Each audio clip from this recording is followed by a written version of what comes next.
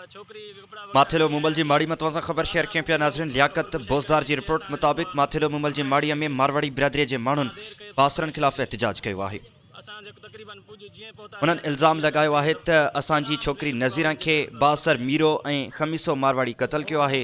असां सां इंसाफ़ कयो वञे। उन दौरान मारवाड़ी बिरादरी अवाम जो सहारो वेब टीवी सां ॻाल्हि ॿोल कई है। मीरो ऐं खमीसो तव्हांखे छा आहे उनखे मारियो वियो आहे? मारियो वियो आहे छा आहे ख़बर न आहे असांखे मुंहुं ई कोन। हाणे तव्हांजो छा मुतालबो आहे? असांजो इंसाफ़ थिए इंसाफ़ थिए असांजो खपे। असांखे घुराए करे मीरे ऐं खमीसे उन छोकिरी खे दफ़न करे छॾियो आहे। उनखां मौजूदु असां पियूं चाचा भाउ मामा पियो आहियूं। असांखे उनजो मुंहुं नसीब बि कान्हे थियो। ऐं उनखां पोइ जेका असांखे इंसाफ़ खपे असां इंसाफ़ जा तयारी आहियूं।